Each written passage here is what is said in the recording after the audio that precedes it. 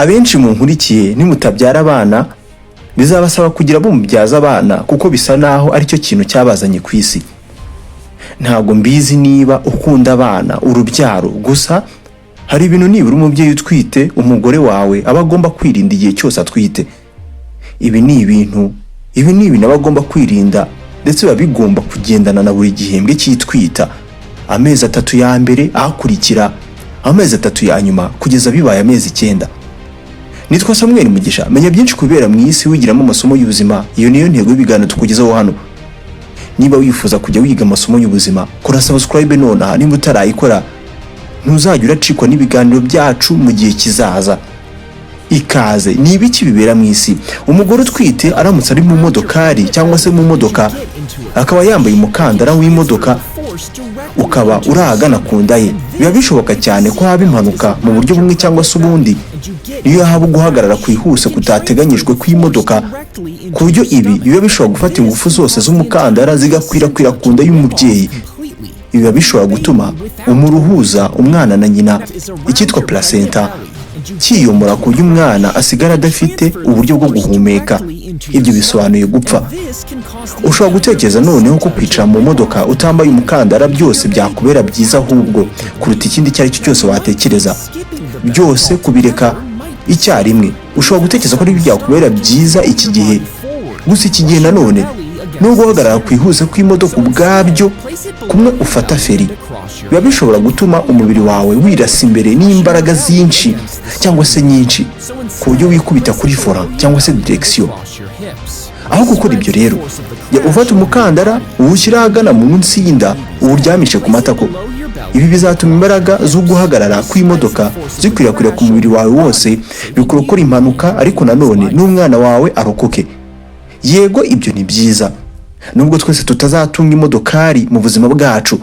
Gusa buri mubyeyi wese bititaye ku mikoro afite, kuba umubyeyi ni urugendo ruryoha kubi. Ibi bituma kwita ku bintu kenshi nk'impinduka ziba ku mubyeyi no gufata ingamba zimwe buri kwezi muri urwo rugendo bishobora gutuma kubyara cyangwa se kubyara bikubera ibintu byiza kurushaho. Mu gihembwe cya mbere ni ukuvuga mu kwezi kumwe kugeza ku mezi 3, iki gihe umwana bari gukura byihuse. Mu gihembwe cya kabiri kuva ku kwezi kwa 4 kugeza mu kwa 6, uko abenshi bakwita ukwezi kwa buki. Turaza kureba impamvu yabyo. Mu gihembwe cya 3 ku mezi 7 kugeza ku 9, aya bari amezi yo gucunga uburyo umwana akura ndetse no kwitegura ivuka rye. Igihembwe cya mbere habiki ngiki gihe kirangwa n'impinduka nyinshi mu misemburo ndetse hakirema nyinshi cyangwa se byinshi mu ngingo cyangwa se mu bice bigize ingingo z'ingenzi z'umwana. Iki gihe nta nubwo uba wakwireba cyangwa se wakwireba nk'umubyeyi ngo wemeze neza kutwite, nyamara umubiri wawe uba uri gukora ibintu bidasanzwe muri iki gihe. Ni igihe kirangwa n'ibimenyetso byinshi birimo kubura imihango, umunaniro, amabere arabyimba agakomera. Bihagarika kenshi kubera ko uba uratangira gusohora imyanda y'abantu babiri, wowe n'umwana wawe. Utangira kujya ubyukana iseseme mu gitondo kandi ukaruka. Ni ibimenyetso uterwa kenshi n'akazi gakorwa n'imisemburo ibigusimburanamo. Human chorionic gonadotropin hormone HCG ni umwe mu misemburo y'ubukombe itera byinshi muri ibi.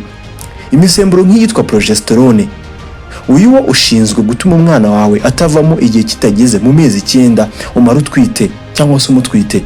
Uyu musemburo ni nawe utegura umubiri igihe wenda kwakira umwana. Vitamini za mbere cyangwa se zo mu minsi ya mbere yo gutwita, ni byiza nk'umubyeyi gufata no guhabwa vitamine zimwe nka folic acid ako kanya. Iyi ni vitamine irinda cyane bimwe mu bibazo abana bavukana ndetse n'ibyibasira ubwonko bw'umwana ndetse n'urutirigongo, uruti rw'umugongo muri rusange, spinal bifida. Nk'ibi bikunze kuba mu gihe cyangwa se mu bihe bya mbere byo gutwita. Umwana nk'uyu arangwa n'umutwe wuzuye amazi n'ibindi bijyana n'indwara. Mu ruti rw'umugongo hiremo umwobo, ubundi biba mu ruti rw'umugongo bigasohoka. Ubusanzwe uruti rw'umugongo tuzi ruba rufunze hose. Umubyeyi iki gihe aba agomba kwirinda ibikomoka ku mata bitatunganyijwe neza, amata adatetse neza, inyama mbisi cyangwa se inyama zidahiye neza.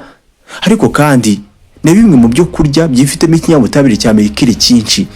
Ibi ni ibiribwa biba bishobora kugutwerera indwara cyangwa se udukoko twinshi mu dutera indwara twakubera tubi nkawe n'umwana wawe.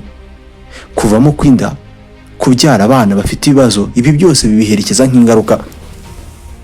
Ni byiza kwirinda inzoga, kunywa itabi ndetse n'ibindi biyobyabwenge. Ibi ni ibintu bishobora gutambuka umupaka cyangwa se kurenga umupaka utandukanya umwana na nyina placenta.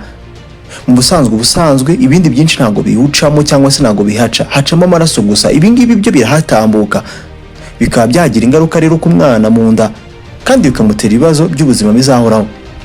Ni byiza kugumya gukora imyitozo igorora umubiri iringaniye igihe cyose wari usanzwe uyikora. Gusa umvira cyane umubiri wawe. Imyitozo igorora umubiri myinshi cyangwa se mu busanzwe yagufasha kuvanaho bimwe mu bimenyetso byo gutwita, gusa ni ngombwa kwirinda kwinaniza, dore ko byatera umubiri wawe ko kwitura ibintu bitari byiza.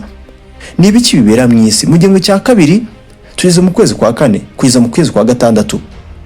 Dore ngiki gihe cyiza cy'umutuzo ku mubyeyi. Iseseme ya mu gitondo ntayo, iragenda ikajya ku ruhande. Uzumva usigaye uba ufite imbaraga, noneho uzatangira kubona umwana yinyeganyeza ndetse uzanabyumva mu nda. Nyababyeyi y'umubyeyi iki gihe ibiri kwaguka cyane ku buryo kenshi bituma usa n'uribwa ahagana mu nda hasi, ahagana mu nda, cyangwa se niba ariho bita mu kiziba cy'inda ntabwo mbizi, gusa nahagana mu nda hasi. Ibi bibaho kubera ko, cyangwa se bibaho kubera ukwaguka kwa nyababyeyi igihe gerageza kwisanisha no gukura k'umwana ingano ye. Iki gihe uzahura n'ikirungurira, gufungana mu nda uko umwana azagenda atsikamira urwungano rwogora ibiryo nk'igifu n'ibindi. Ibyo kwirinda. Mu gihembwe cya kabiri cyitwita biba bisaba ko wongera ingano ya karori ufata kugira umwana waweho. Karori wabifata nk'ibitanga imbaraga umubiri wawe ukoresha. Ifunguro ryuzuye iki gihe niryo ukeneye kuko rifasha umwana gukura vuba kandi amagufwa ye akirema bwangu n'ingingo ze. Ugomba kwirinda imyitozo igorora umubiri ikabije igihe uri mu bantu bayikora. Irinda imyitozo igorora umubiri igusaba kuryama hasi ku mugongo wawe, cyane cyane mu kwezi kwa 4. Kuryama hasi by'igihe kirekire muri iki gihe ni ibintu bibi. Nko mu cyumweru cya 20 uba ugomba kujya gutangira, cyangwa se gutangira kujya ujya guca mu byuma bakareba uko bimeze akantu ku kandi. Bareba byinshi birimo uko umwana ari kwirema n'ibibazo yaba afite. Bagusuzuma ko utarwaye, cyangwa se bagusuzuma diabete ifitanye ihuriro no gutwita. Ibi byose byashoboka ko babigukorera gusa ukaba utabimenya. Umwana utwite atagenzuwe neza ashobora kwibasira uburyo umubiri wawe ukoresha isukari ikaba yaba nyinshi mu mubiri. Uko mu nda hawe haba hanini, izingiro rya rukuruzi y'isi ku mubiri wawe rirahinduka. Ibi bivuze ko bitewe nuko uhagarara bishobora kukurinda ibintu nk'umugongo. Akenshi biterwa n'ibiro byinshi byiyongera mu gihe cyitwita, ndetse n'uburyo inyama zawe z'umugongo ziba zikwedura cyangwa se zikweduka. Mu gihembwe cya 3 cyitwita, ukwezi kwa 7 kugeza mu kwa 9. Ni ibiki bibera mu isi?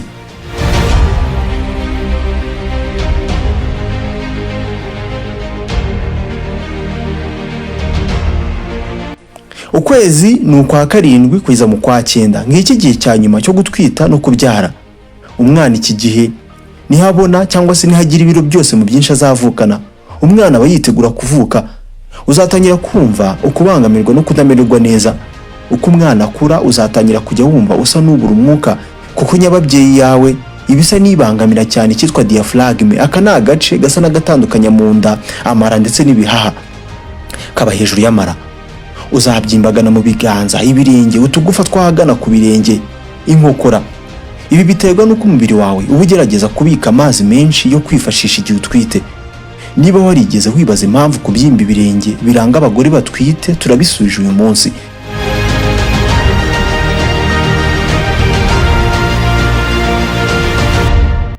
Uzumva icyitwa Blackstone's Hicks contraction. Umubiri uba witoza gukora igise cyangwa se ibise. Ibyo kwirinda, ibande cyane ku kuruhuka guhagije, usinzire bihagije. Igihe uryamye, kuryamira uruhande rumwe cyane cyane urw'ibumoso bituma amaraso yawe atembera neza ajya mu mura uguhuza n'umwana wawe. Iki gihe n'umwana wawe ntabwo abasha gutsikamira imwe mu mitsi yawe itwara amaraso. Kunda kunywa amazi menshi iki gihe, bizakurinda kubyimbagana. Ibintu biba bibi cyane iyo udafite amazi menshi ahagije mu mubiri wawe. Kunywa amazi menshi binakurinda indwara zibasira inzira z'inkari kandi no gufungana mu nda. Iki gihe uba ugomba kujya kwa muganga kenshi. Bareba uburyo amaraso yawe agenda, cyane cyane bareba preeclampsia. Ibyitwa preeclampsia, indwara irangwa cyane no kuzamuka k'umuvuduko w'amaraso igihe utwite. Itondere cyane uburyo umwana yinyeganyeza. bwira muganga, menyesha muganga wawe igihe cyose byagabanutse. Kugabanuka mu buryo cyangwa se ku buryo umwana yinyeganyeza mu nda ni ikimenyetso cyiza ko umwana atameze neza. Ni byiza cyane kumviriza umubiri wawe. Ita cyane ku bimenyetso by'ibise no guhora wumva mu nda hikandakanda, ibyitwa water breaking cyangwa se ugusohoka kw'amazi cyangwa se amaraso. Iki gihe biba ari igihe cyiza cyo kwitegura kubyara. Wowe uratekereza ko iki kiganiro utegeyemo ibintu byinshi utaruzi? Niba utarakoze subscribe byashoboka cyane ko utazongera kumbona. Iki nicyo gihe cyiza cyo kuyikora rero, subscribe. Hano tukugezaho ibiganiro by'ubwenge, inkuru zigizwe n'amasomo y'ubuzima, tumenya byinshi kubera mu isi. Niba tukiri kumwe wakoze ikiganiro, manuka munsi y'video kuri subscribe niba utarayikora. Andika ijambo rya riti duhereza ibindi. Nanjye ndashyiramo agatege ndusheho kubahereza ibiganiro byinshi byiza nk'ibi. Niba wagiye guhereza ikiganiro like unagisangiza abandi, nibwo kigera ku bantu benshi, nibwo tuba dufasha abandi. Nitwa Samuel Mugisha, ndabakunda cyane mwebwe mushyigikira. Reka dusubire vuba aha ngaha.